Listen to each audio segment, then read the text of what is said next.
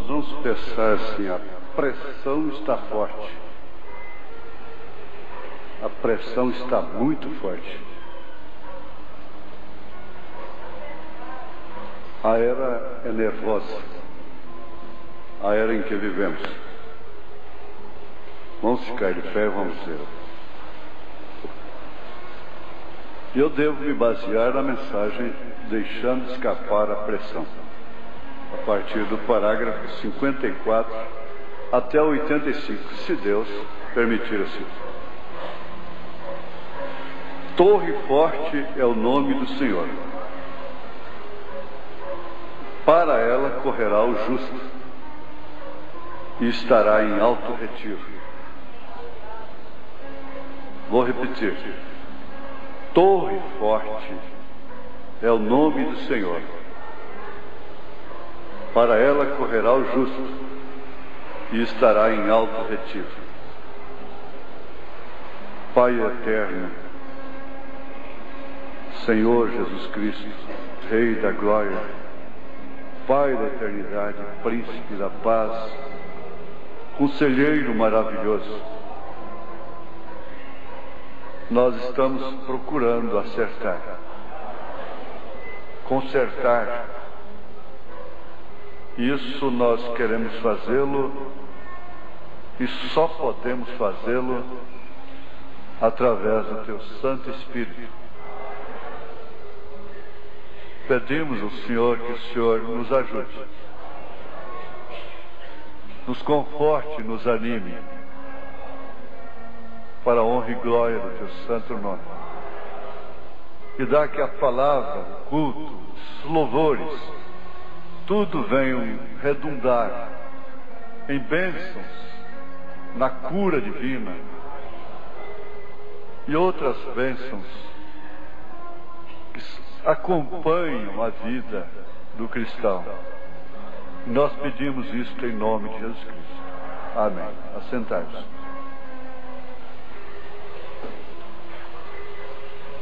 Eu conheci uma mulher muito formosa, na linguagem do Mombrana, bonita. Ela entrou na família através do casamento, na nossa família. E ela era bonita no sentido da palavra mesmo, muito culta, mas insatisfeita com o seu nariz, ela buscou uma cirurgia, fez uma cirurgia plástica. E o fato é que aquilo não saiu conforme ela esperava. Ela partiu para uma segunda cirurgia. Depois ela partiu para a terceira cirurgia e acabou que seu nariz ficou disforme com o seu rosto, ou muito pequeno, porque Deus faz tudo proporcional, né? Eu admito que isso seja feito. O irmão Bruno aprovou a mulher que quer ficar mais bela para o seu marido. Lá no Velho Testamento, se o marido encontrasse um defeito na mulher que fosse encoberto, que só poderia ser descoberto depois de casado, ele tinha até direito de repudiá-la e casasse com outro. E a apresentação da mulher casada é realmente em torno do marido, não é? Seus motivos, seus objetivos. O marido cristão não quer ver sua mulher exposta, bela segundo o mundo, pintada, cabelos cortados, roupas sumárias. Mas por outro lado também ele fica aborrecido quando não pode dar um vestido novo para ela, não é? Você fica meio chateado. Ele gosta de vê-la bem arrumadinha, bem calçadinha, com saúde, não é? Se alimentar bem. Ele investe nela porque afinal de contas é o leito da sua família. Então eu não estou lembrando disso, me vem enquanto orava, para condenar aquela prima. Ela não tinha necessidade, ela era muito bonita. Mas por fim ela estragou sua fisionomia por causa daquilo. E me veio isso pensando naquilo que eu acabei de dizer.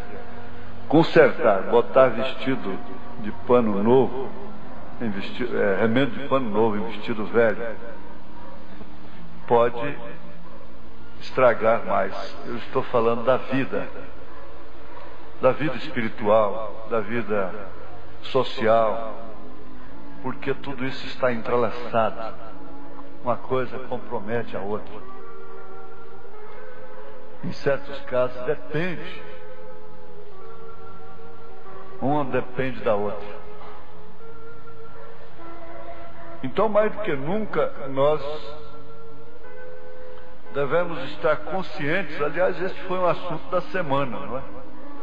No outro dia eu estava ouvindo no rádio uma fita antiga que falou exatamente de você ter consciência ao dar um passo na sua vida, não é?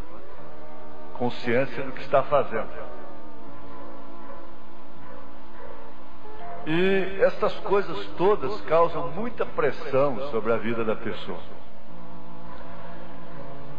E as pessoas que estão em projeção sofrem uma pressão terrível.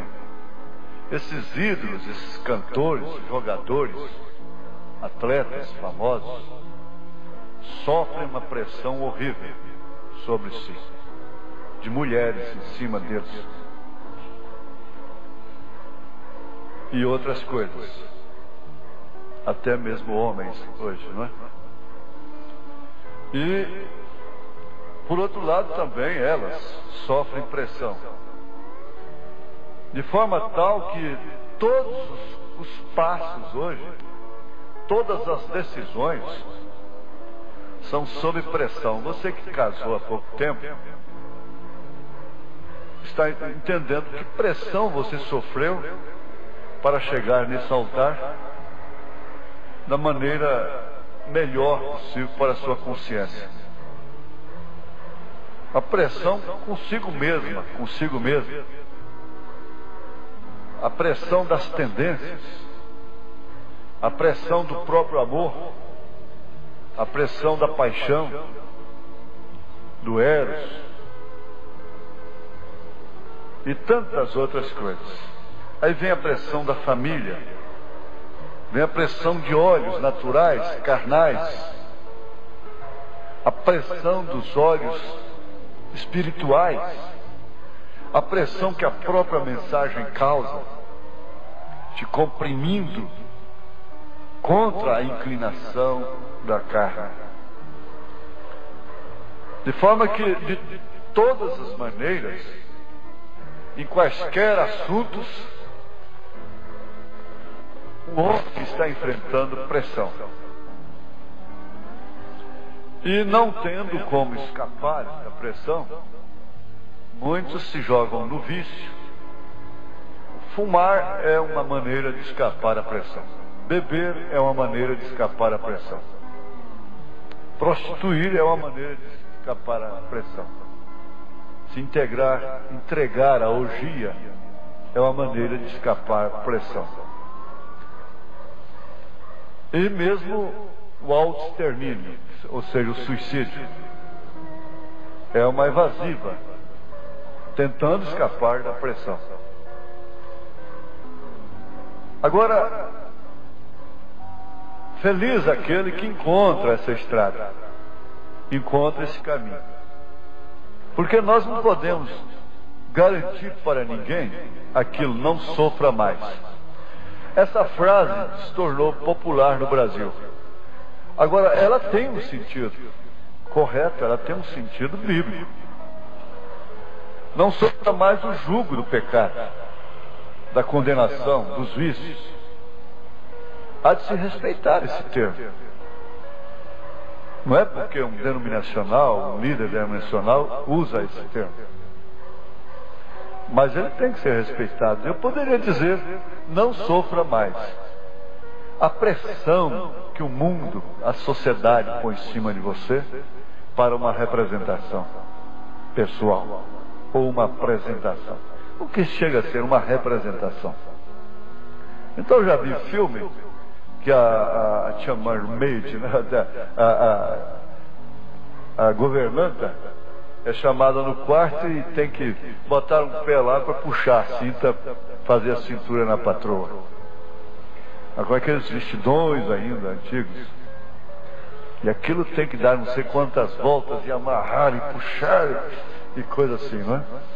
Eu fico pensando, mas que pressão terrível. Deve ser uma pressão horrível cascavelar com um salto dessa altura. Os pés ficam assim. Aquilo é um equilíbrio. Deve ser uma pressão horrível. E ser mulher deve sofrer demais. Só tratar desse cabelão comprido não é fácil. O cabelo comprido, porque que muitos cortam e ficam parecendo com homens. Mas é conveniência também. Deve dar trabalho um cabelo de uma mulher. E o marido não quer saber disso. E se ela ficar pioenta, fedida, ele condena ela.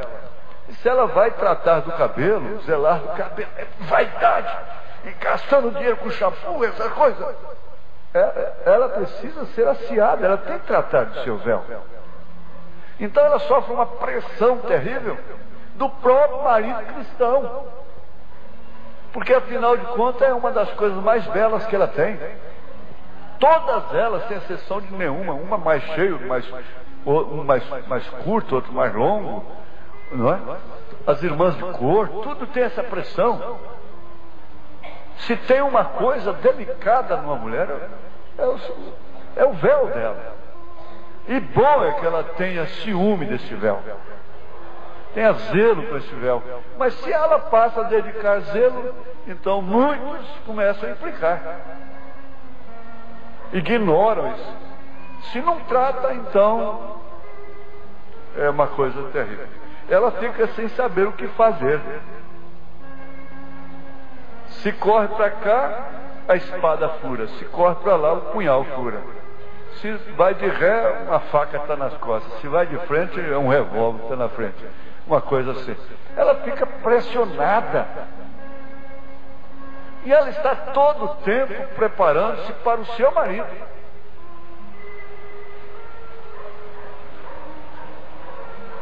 Agora, é necessário que haja de todas as formas. Vamos pensar um pouquinho. Por que Josué criou, estabeleceu, tem uma delas que é Gileade, não é? Cidades de refúgio. Por quê? Quando a pessoa cometia um homicídio involuntário, aquele homem tinha acesso àquela cidade. E se ele conseguisse alcançar aquela cidade de refúgio, ninguém podia tocar a mão nele. Agora, é certo que aquilo deveria ser por um crime involuntário, não voluntário, não premeditado. E o certo é que Josué, como substituto de Moisés, que por sua vez foi um tipo de Cristo, então Josué já está falando do Espírito Santo, e ofereceu esse confronto com a carta aos Efésios, tratou de conscientemente, pelo Espírito Santo, o qual ele simboliza na Bíblia Sagrada, de criar essas cidades de refúgio. Porque na verdade, às vezes o lugar que deveria ser um refúgio é um tormento, que é o lar, é a casa.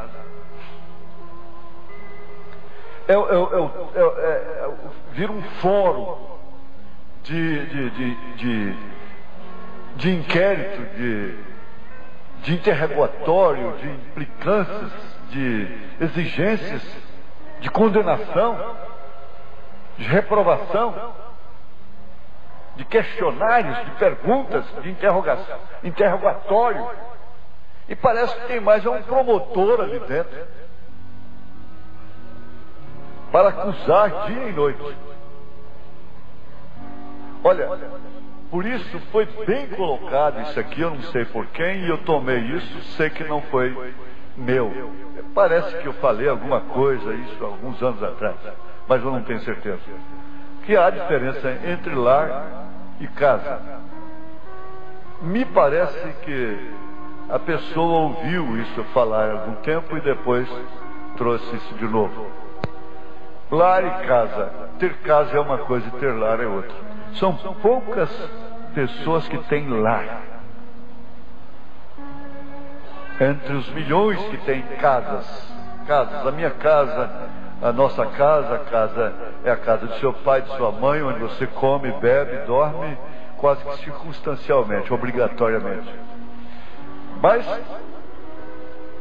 não se pode entender definitivamente o leito onde se repousa, a mesa onde se toma o pão de cada dia,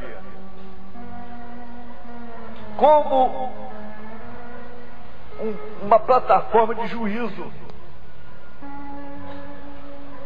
Gente,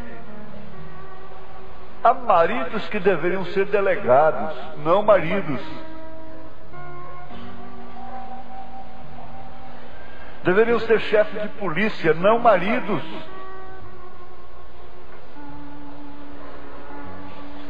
A pressão é muito grande sobre elas. É dia e noite, uma mulher não pode se assentar de uma maneira descuidada. Aqui temos um exemplo de uma senhora, esposa, uma anciã. E algum tempo atrás, uma irmã, um diácono, não sei se o diácono advertidamente, pediu uma irmã para mostrar para ela que ela estava sentada de uma forma não tanto inconveniente, mas até de um certo modo ela não aceitaria que de forma alguma, aquela maneira. Ela não estava percebendo. Aquela mulher chorou 3 dias e 3 noites sem dormir, sem comer.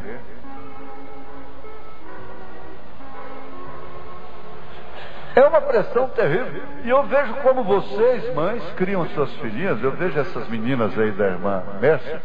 A irmã Mércia, ela é dedicada nesse sentido. A gente percebe quando a mãe tem zelo e quando não tem nesse sentido. E suas menininhas são vestidas desde pequenininhas, na mensagem, aqueles vestidinhos compridinhos, e a gente mostra, vê como elas se assentam desde novinhas.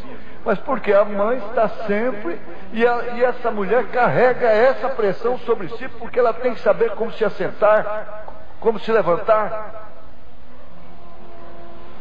A sua postura é uma pressão. E não bastando isso, tem que ter um pressionador em cima. Eu não sei por que eu estou entrando por aqui. Isso não está programado. Deus sabe por quê.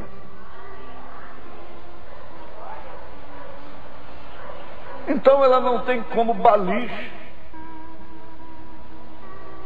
Porque você sabe que eu vi lá em Brasília, tinha uma mãe, que aquela mulher era que precisava de apanhar, não seus filhos. Ela tinha um casalzinho de criança, que os meninos já eram gagos, ficaram gagos, gaguinhos de tudo. Porque elas não admitiam, ela não admitia que eles fossem crianças. Não admite a infância. Aquela mãe ignorantemente exigia uma idade, um entendimento adulto de 2 criancinhas que estando brincando no quintal, brincando, coisinha de brinquedo, era o suficiente para apanhar de uma maneira impiedosa. E sem o direito de chorar. Sem o direito de chorar, aquilo era uma tortura. A essas alturas, quem merecia apanhar era ela. Batendo na criança E a criança não podia chorar. Então segurando essas meninas, essa menininha bonitinha, esse menino bonitinho, já estavam gagos. Eles tinham temor, eles tinham medo de gente, tinham medo de sair na porta. Eles tinham medo de tudo. Eles viviam assombrados. Eles não podiam falar mamãe, papai. O pai vivia o dia inteiro fora trabalhando. Aquela pressão terrível sobre as crianças, a ponto de todas as duas estarem gagas. Qualquer coisa que ia falar era entrecortado aquilo.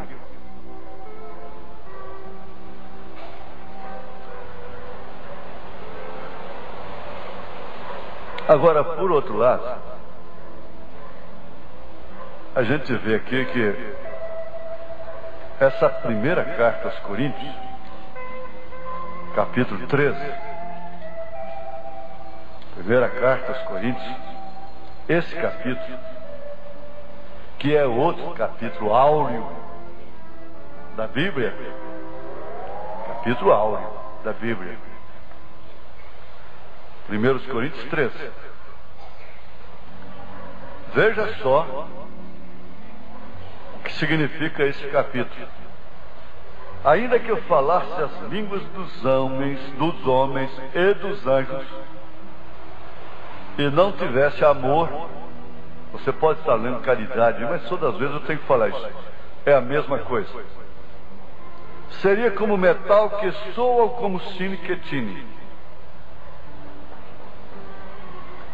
E ainda que tivesse o dom de profecia, e conhecesse todos os mistérios e toda a ciência, e ainda que tivesse toda a fé, de maneira tal que transportasse os montes, e não tivesse amor, nada seria.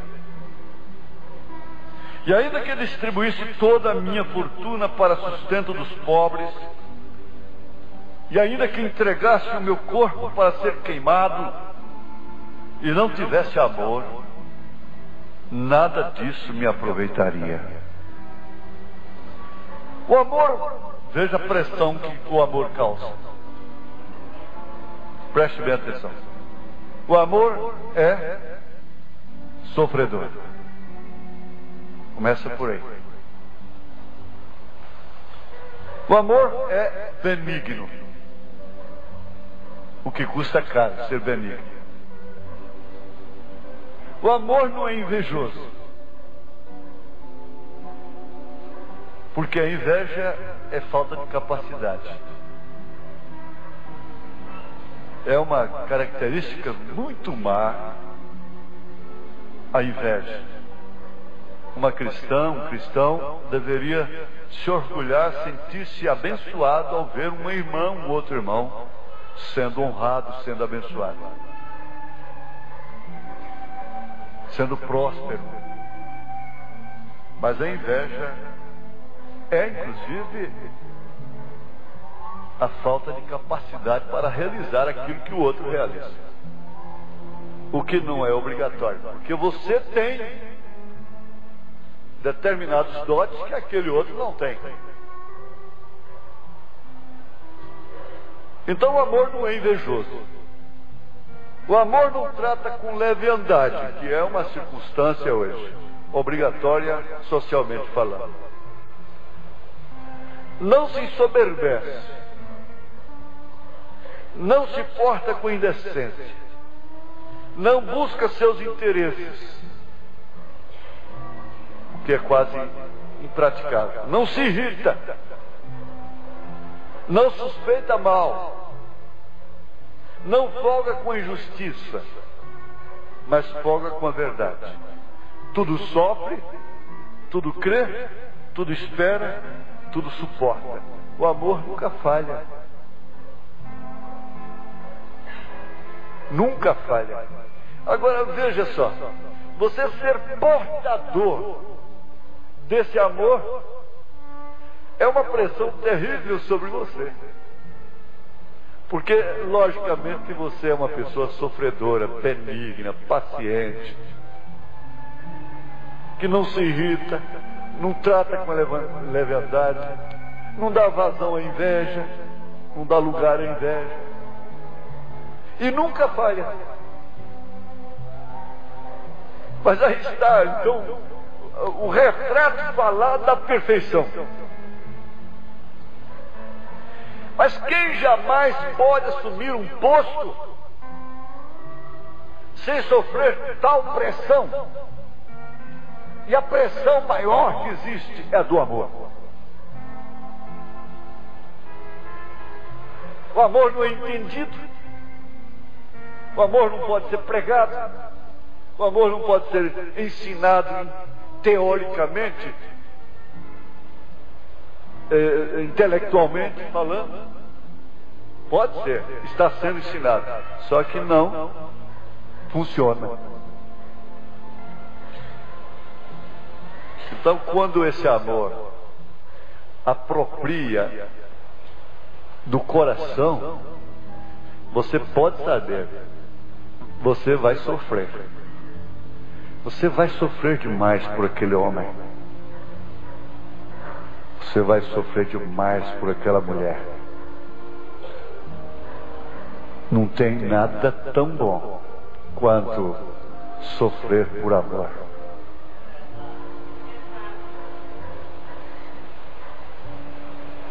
Não existe. Aquilo que se pode apanhar, que chega nas suas mãos de mão beijada, que não lhe custa sacrifício algum, facilmente é desprezado, facilmente é jogado para lá. Mas aquilo que lhe custa sofrimento, angústia, amargura, tortura da noite. O amor te leva a passar noites em claro, a segurar nas barras da cama. O amor te leva a sofrer câimbras, dores no peito, dores na cabeça, tensão nervosa.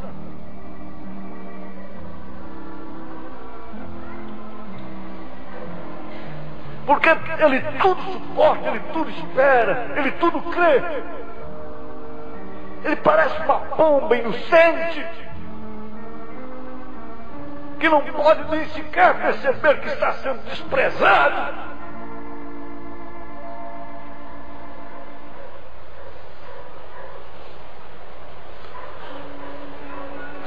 Eu me lembro que minha mãe, ainda essa semana, não sei se foi ontem, estava lembrando, minha mãe me batendo nas mãos desta feita. Ela não tinha uma palmatória, tinha uma tábua. E ela disse: eu vou te bater nas suas mãos para você criar sentimento. Você não tem que ir para casa da sua tia na hora de comida, olhar o que eles estão comendo, espiar. Você precisa criar sentimento e não ir a lugares onde você é humilhado.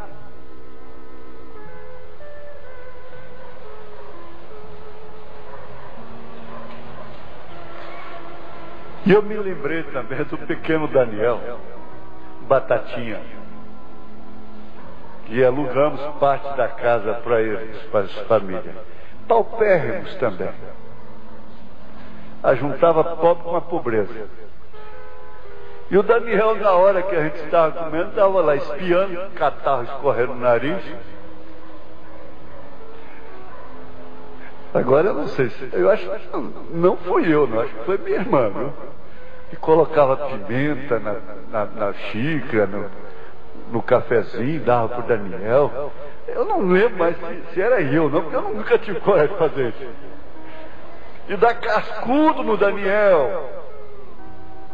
E o Daniel corria aquelas lágrimas teimosas. Eu já orei tanto pelo Daniel, não sei onde anda, se está do outro lado, por onde anda o Daniel. Danielzinho, barriguinha suja, pançudo. Acho que foi você, vendo? Não foi, prima? Era você, não era? A distância. Não, agora tem uma coisa. Houve um irmão muito sério que fez a visita para nós lá e minhas primas logo começaram a brincar que ele queria casar com minha mãe. Agora, quem pôs sal no café para ele foi você. Ele nunca mais pisou lá.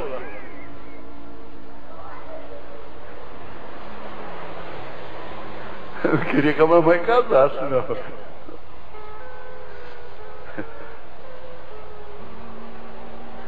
Mas, irmãos, de repente o Danielzinho estava lá de novo. De repente eu estava lá de novo. A criança é assim.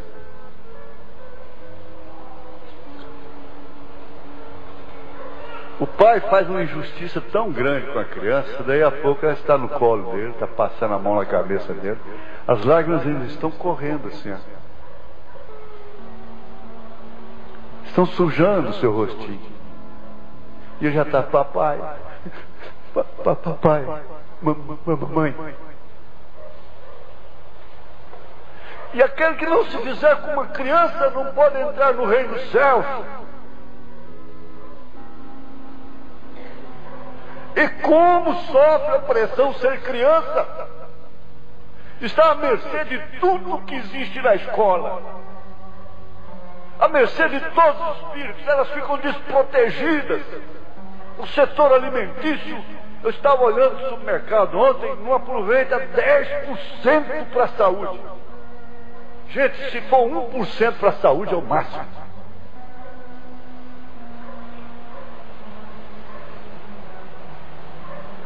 Alimenta, enche barriga, alimenta, faz massa. Mas para se tratar, prevenir a saúde, a longevidade não tem 1% no supermercado desse. E as crianças estão expostas a tudo.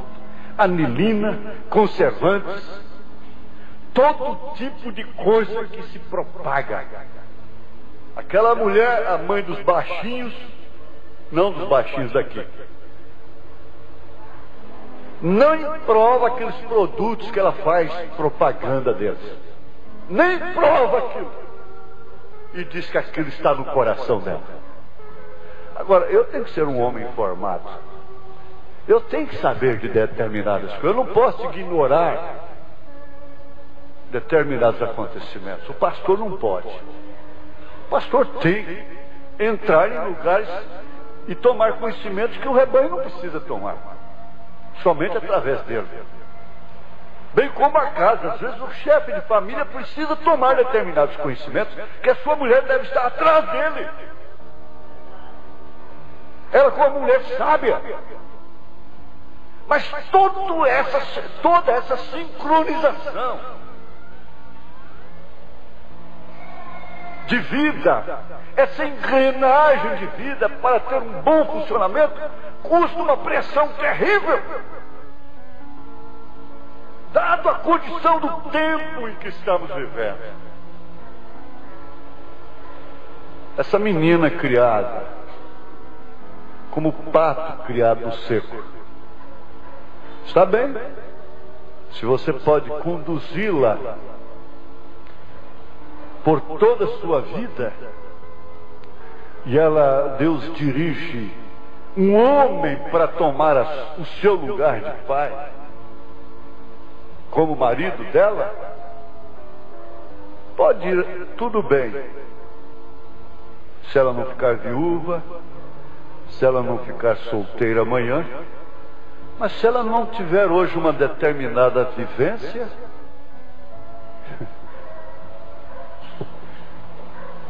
ela vai ser lesada na primeira esquina. Ele vai ser lesado na primeira esquina. É uma era de ir ou ficar. E tudo isso é uma pressão. Os conhecimentos íntimos não têm mais limites, sem considerar idades.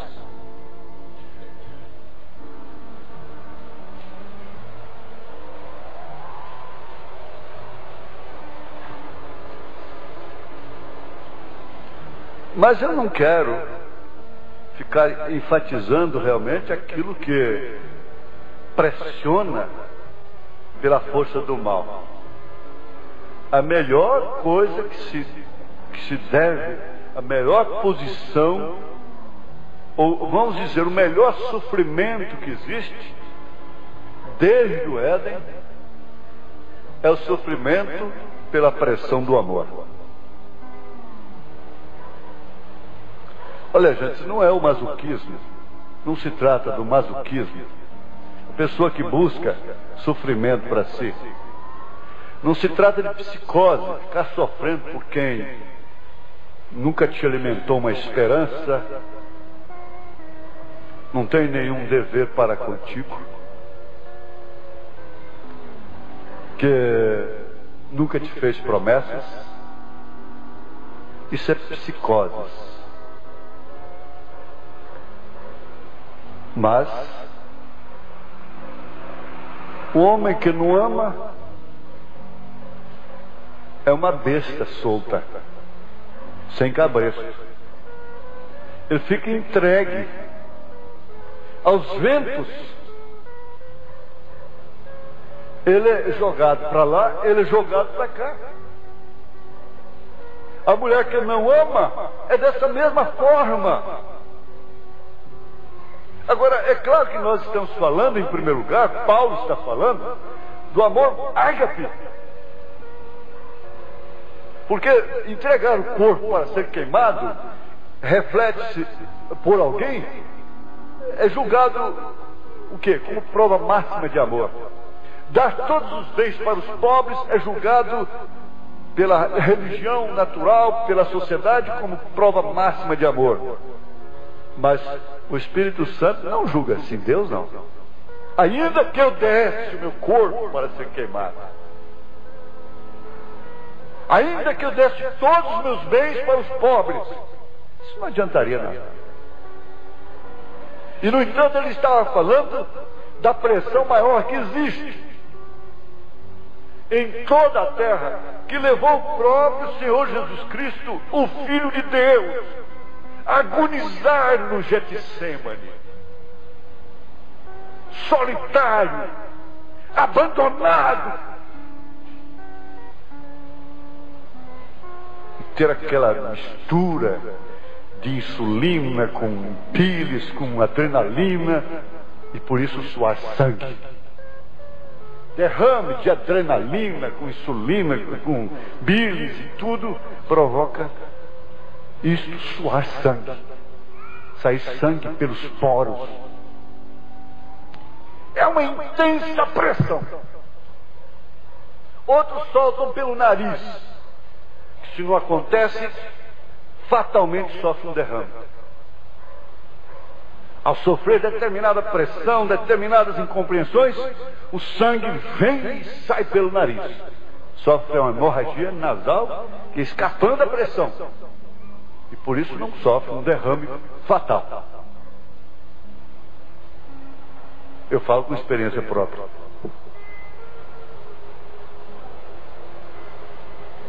Então nós estamos vendo que hoje,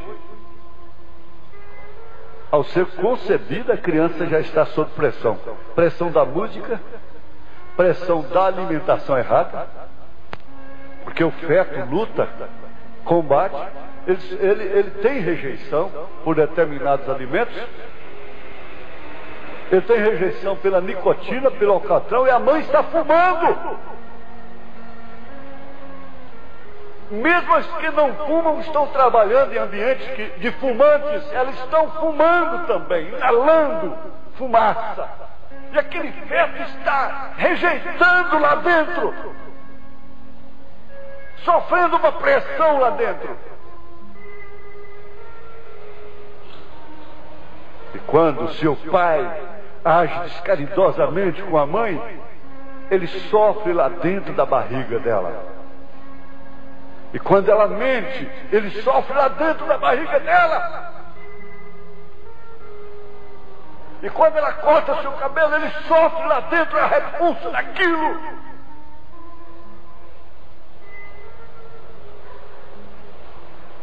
Jeremias chegou a dizer: por que eu não fui um aborto? No seu tempo, hein?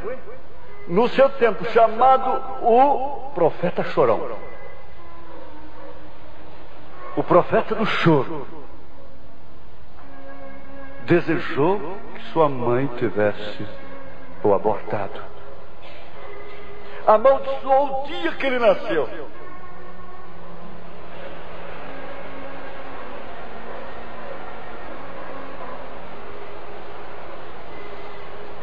As gotas de lágrimas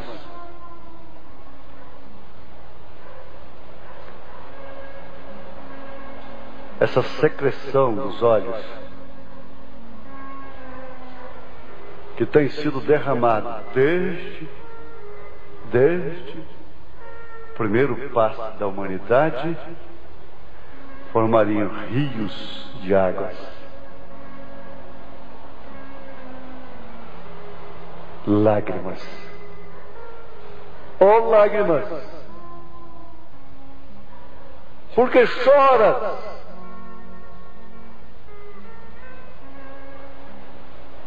Porque lacrimejam?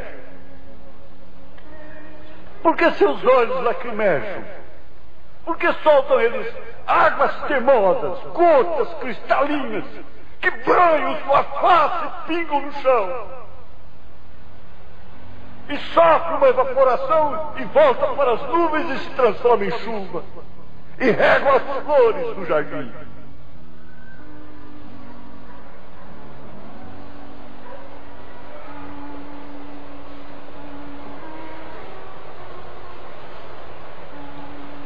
Quantos litros de lágrimas uma pessoa de 60, 70, 80 anos chorou? Quantos? Umas choraram mais, outras choraram menos, mas todas têm litros a contar. Porque a primeira coisa que ela fez foi chorar. E a última coisa que ela fará é chorar.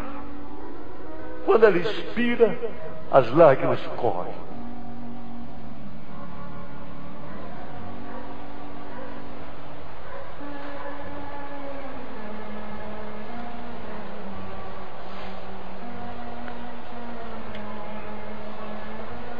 Você que ama sabe disso.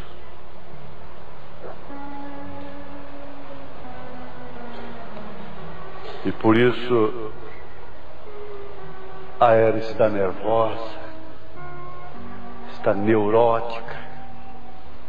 Os casamentos são neuróticos. As vidas estão conturbadas, desordenadas. Os sistemas financeiros estão desencontrados. Vidas instáveis. Famílias tensas. Esposas tensas, nervosas. Filhos na interrogação. Era neurótica. Em tudo isso os doutores não têm nenhuma resposta, pois eles estão afetados com isso também.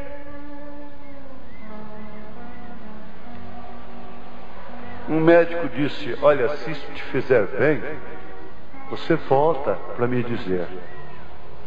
Mas não é que ele estava interessado no bem-estar do paciente. Ele queria usá-lo como cobaia. Porque se fizesse bem para ele, ele iria tomar aquele remédio. Se isso te fizer bem, você volta para me dizer. Pois eles também estão afetados com isto. Os psiquiatras estão consultando aos psiquiatras. Os psicólogos estão consultando aos psicólogos.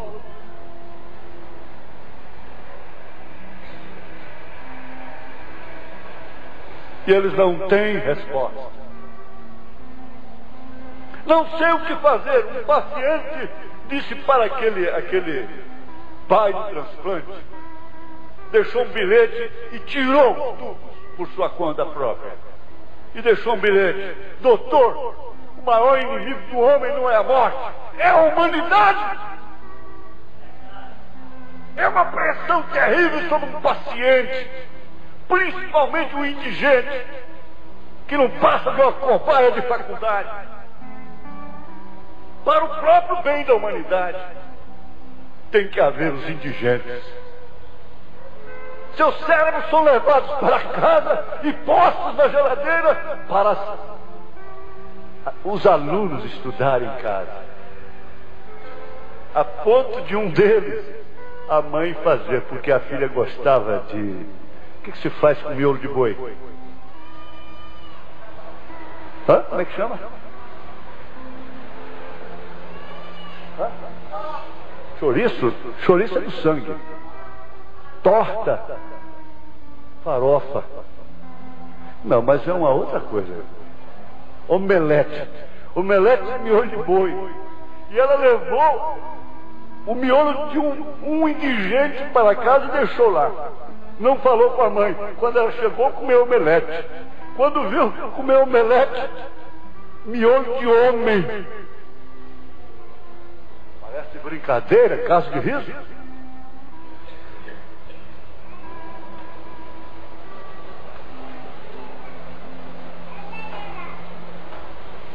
Eles não têm a resposta. Eles não sabem o que fazer. Você diz: ó, doutor, minha cabeça está para explodir, eu não sei o que fazer. Eu digo para ele: toma aí um Optaliton, toma um Facel, toma aí um Tonopan, toma Neosaldina, toma isso. De piroma baixa a pressão. Se tiver pressão baixa, né? Baixa. Então eu digo: ó, se automedique com isso. A dor de cabeça passa na hora. Mas amanhã eu estou com dor de cabeça novamente. Você diz: ó, doutor, minha cabeça está para explodir, eu não sei o que fazer. Bem, ele diria: eu também estou. Minha cabeça também está doendo. E eu disse para o rapaz lá na França: olha, sabe, seu caso não tem solução comigo. Faz o seguinte, você vai naquele círculo lá que tem um palhaço lá que está liberando o interior das pessoas. Eles estão escapando da pressão com aquele palhaço lá. Mas o homem é fenomenal. O rapaz pulou no centro do escritório e disse: doutor, aquele palhaço sou eu. Eu estou morrendo.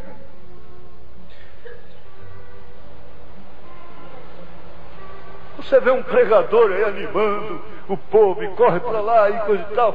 Você não sabe o que ele está enfrentando.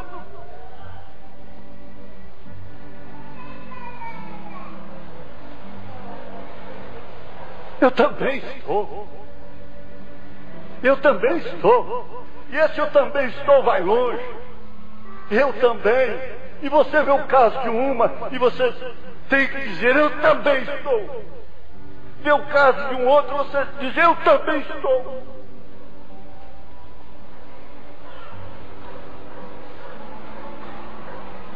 Bem, não há nada que possa fazer. Ele passará um tranquilizante, e quando aquilo terminar o efeito, você estará mais nervoso que estava da primeira vez. Isso é certo. Como um homem bêbado tomando um drink extra para rebater sua embriaguez. Você vê, você não pode fazer isso. Não há nenhuma resposta. Eles não têm a resposta. Por favor. Eles não têm a resposta. Porém, todavia, Deus tem a resposta. Deus tem a resposta. Pergunta à irmã Alva, se você ouviu o testemunho dela, está gravado em cassete e videocassete. Ela respondeu muito disso. Isso é o que queremos tomar, falar a respeito. Eles têm a resposta. Deus tem a resposta, quer dizer, Deus tem a resposta. Ele é a resposta. Cristo é a resposta para cada problema que nós temos. Permita. Nós vamos falar sobre ele agora. Agora nós vamos falar sobre ele. No Velho Testamento houve um tempo quando um homem podia formar pressão lá no passado. E aquilo era quando ele fazia alguma coisa errada. Se ele derramasse sangue inocente, bem, então ele estaria em fuga. É o que se faz, é o que se deve fazer. Porque tão logo quanto aquele homem que matou, o erro que ele cometeu, aquele homem, ele cometeu o erro para alguém de sua gente. A tradução é exatamente essa. Alguém de sua gente o caçaria sem encontrá-lo. E ali ele o mataria. Era dente por dente, olho por olho. Vingava-se a morte, matando. E vê você, um homem não tinha nenhum lugar para parar. Ele não tinha onde parar. Se ele cometesse alguma coisa acidentalmente e naturalmente, as pessoas não acreditariam. Bem, ele tinha que safar-se e viver como um foragido, fugindo daqui, fugindo dali. Ele não podia ter um sono descansado. E uma pressão terrível pairava sobre ele dia e noite. Porquanto ele sabia que se fosse encontrado, ele seria um homem morto. Porque tão logo quanto ele fizesse isto, os parentes desse homem ou mulher, quem quer que fosse, eles começariam a procurá-lo. E quando o encontrassem, era dente por dente e olho por olho. Esta é a maneira que eles viviam. E você sabe que geograficamente, quer dizer, a parte da terra que era habitada até então era muito pequena. Muito embora não houvesse tantos meios, a informática não fosse como a de hoje, mas em compensação, o espaço geográfico era bem pequeno.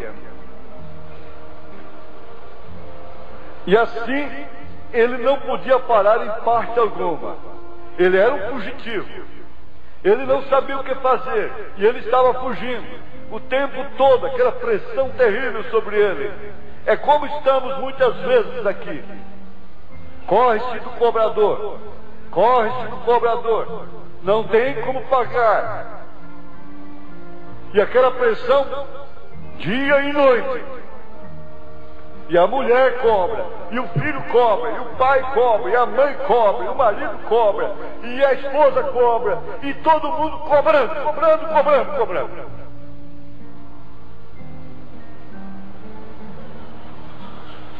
É um tipo próprio do dia que estamos vivendo hoje. Eu penso que isso é o que está causando tanta pressão. Nós estamos fugindo constantemente. Nós estamos explicando, nós estamos justificando. Ah, mas foi por isso que eu atrasei, foi por isso, foi por aquilo, foi por isso que eu fiz isso, foi por isso que eu casei, foi por isso que eu fiz aquilo, foi por isso que eu descasei, foi por isso. E estamos sempre explicando. E não tem um homem que sofre mais nesta vida do que aquele que tem que viver escondido.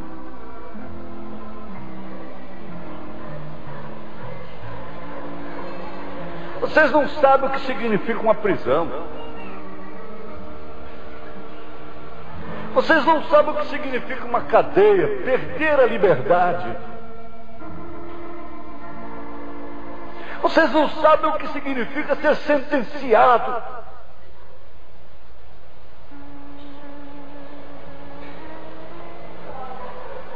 Por isso o profeta não gostava de ver passarinho em gaiola. Ele não gostava disso.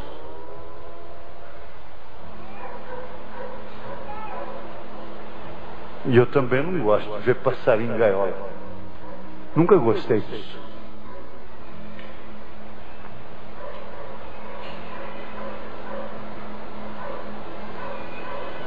Eu gostaria que todos que tivessem passarinho em gaiola, eu tenho uma cadeinha aqui onde tem o motor dentro, que é o motor de luz, a energia alternativa nossa da igreja.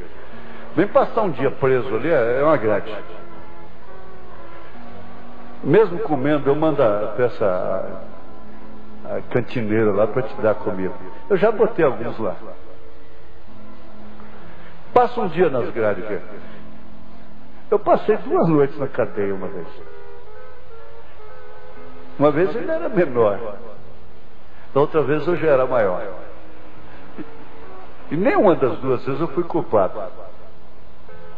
Mas eu sei o que é ser preso.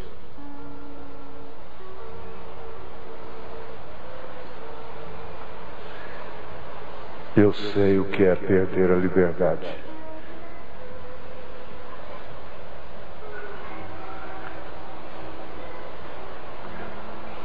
E você abusa da sua liberdade. Não agradece a Deus pela sua liberdade. E eu penso que é isso que está causando tanta pressão.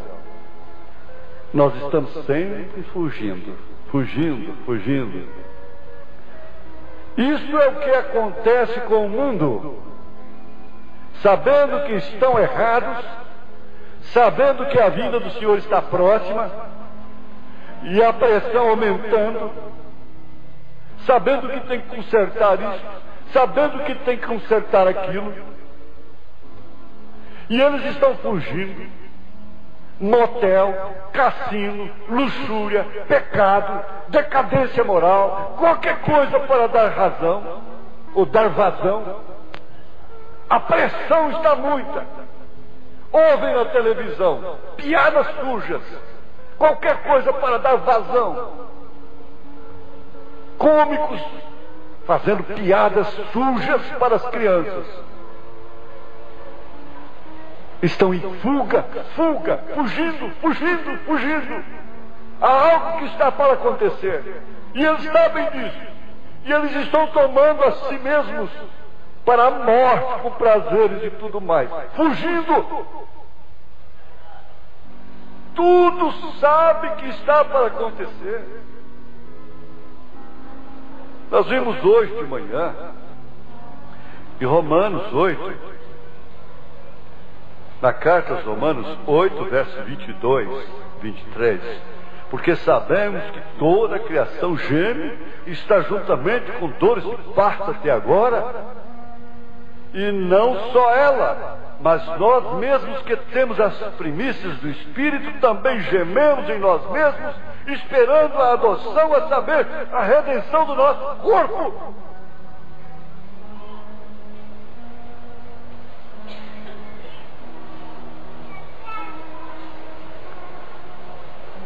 Eles sabem que há algo prestes a acontecer. O mundo fala disto. Então, arranja uma fuga. Começam a pintar uma nova era dentro dessa dimensão.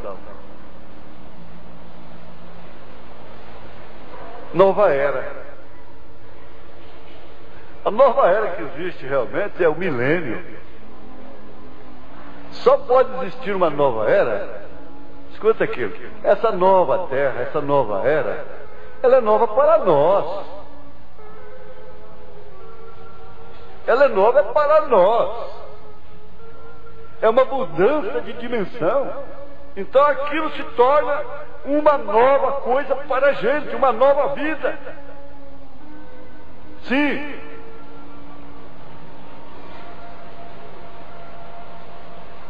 Nós sabemos que alguma coisa está para acontecer. O mundo pode ser explodido antes da luz do dia. Cada nação está sob tensão. Por quê?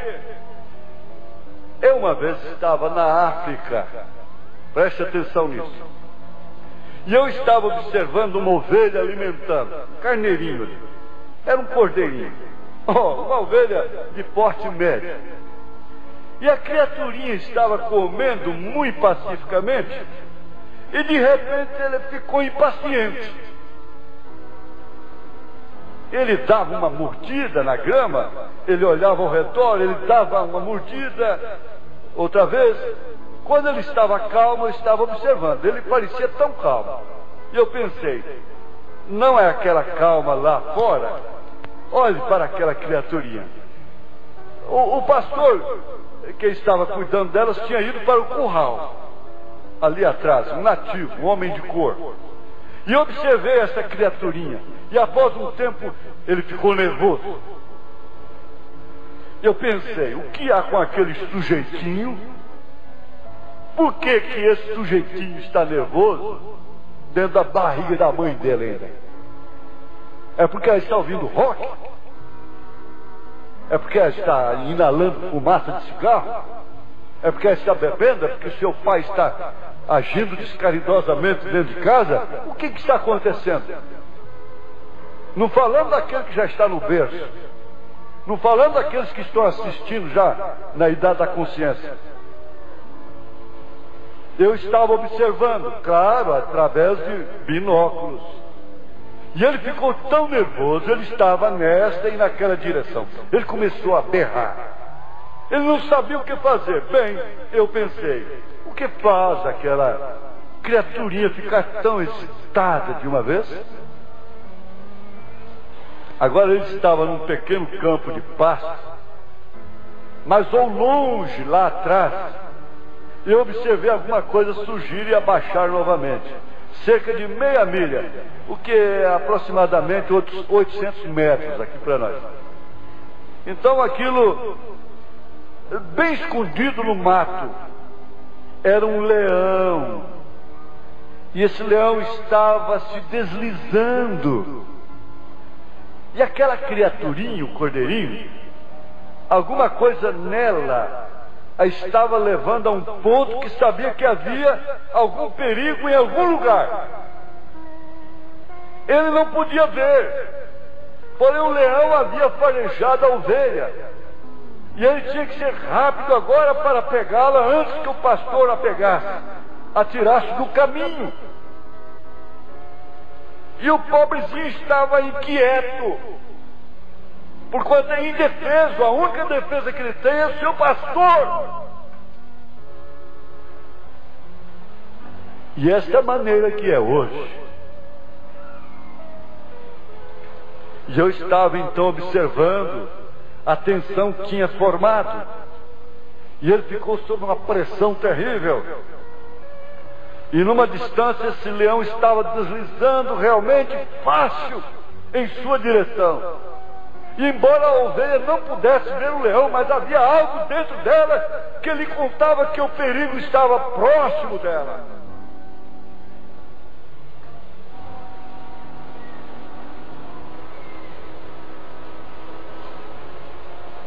E esta é a maneira que é hoje.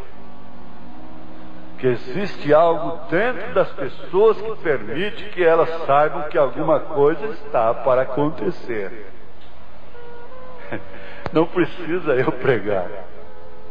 Não precisa ninguém pregar para você saber que alguma coisa está para acontecer.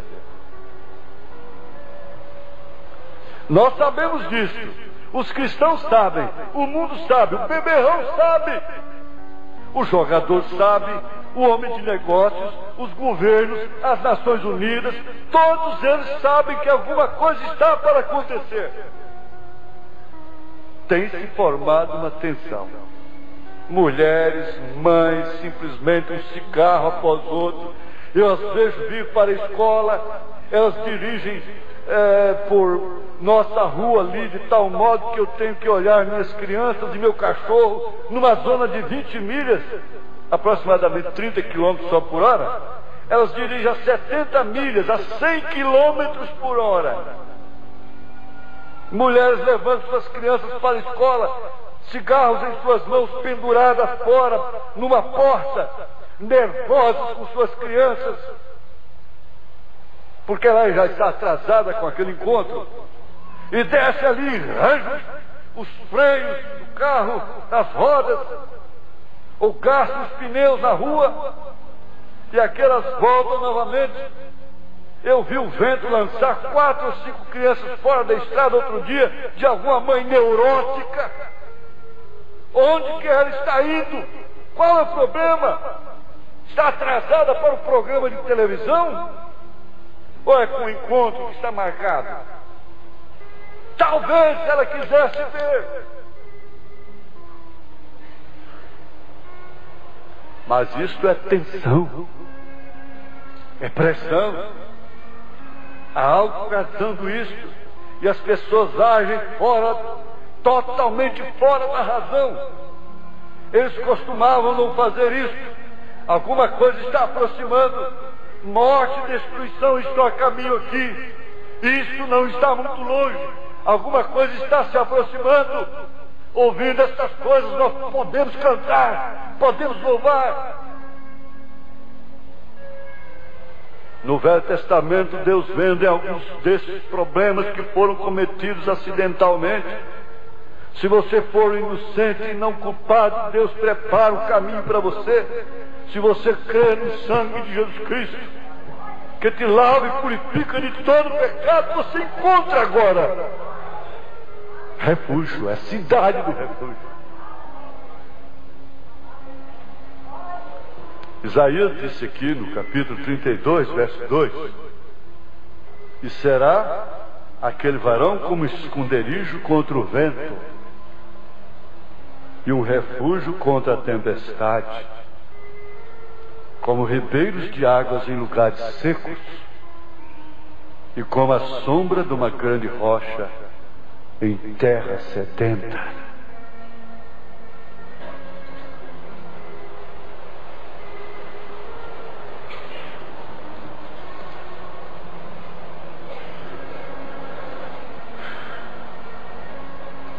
Senhor Deus,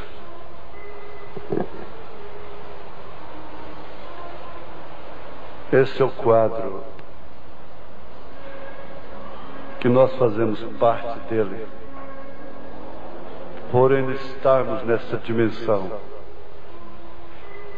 Nós temos de comer, temos de construir, temos de viajar, temos de debater com essa lei da física, da química, do espaço, do tempo, da luz, da matéria. Temos de comprar, temos de vender, temos que pagar, temos que receber, temos que pagar as nossas dívidas, temos que acertar. E todos nós sabemos disso. E nós temos encontrado esse refúgio. Nós temos encontrado este lugar. Esta mensagem que não é só para mostrar fracassos e erros, decepções e desilusões. É para mostrar que nós temos uma resposta. Nós temos uma resposta. Abraão, em meio a tantas contradições na sua vida, ele tinha uma resposta. Ele tinha uma promessa. Noé teve uma promessa, teve uma resposta. Josué teve uma resposta. Davi teve uma resposta. Os apóstolos tiveram a resposta. A igreja, durante as eras, teve uma resposta. O Senhor já respondeu para todos aqueles que dormiram no Senhor. Está respondendo as perguntas que nós carregamos. São respondidas com lugar de delícia, com uma dimensão intocável, onde não vamos sofrer a pressão da roupa, a pressão dos livros, a pressão desses compromissos sociais. Senhor, dá-nos graça. Dá graça para esse pai, essa mãe, levar até o fim a sua carga, sofrer o seu amor por aquele homem, seu amor por aquela mulher, sofrer o seu amor pelos seus filhos, sofrer o amor pelos seus pais, sofrer o seu amor por Jesus, pela palavra. Dá graça para cada um sofrer o amor. O amor é sofredor. Ninguém ama sem sofrer. Senhor, ajuda cada um. Nós te pedimos é pela tua graça, nós te pedimos é pelo teu amor, nós te pedimos é pela tua compaixão. E esse amor que tem levado o teu povo a voltar as costas para o mundo, eles não reclamam, esse povo não reclama, não lamenta por isso, não tem lembrança das paneladas de carne lá do Egito, não. Esse povo quer apenas força, quer apenas ânimo para prosseguir. Essas mulheres não pedem para voltar, esses homens não estão olhando para trás, todos estão olhando para frente, pedindo esforço, a minha coragem, Senhor. Me dá graça para enfrentar, levar a minha cruz até o fim. É o pedido de cada um, Senhor. Me dá graça para levar o meu fardo. Em nome de Jesus Cristo, essa graça venha sobre cada um. Volte refrigerado, escapando da pressão. Aleluia! Esse culto escapa a pressão. Quando você canta, escapa a pressão. Você beneficia o seu filho lá dentro do ventre. Aleluia! Quando você glorifica, você abençoa seu filho, sua filha. Aleluia! Aleluia! Aleluia! Aleluia! Aleluia! Aleluia! Aleluia! Aleluia! Aleluia! Aleluia! Este louvor aqui ajuda a escapar a pressão de irmãos que estão longe daqui, que estão sob pressão difícil e não podem ser ajudados. Aleluia!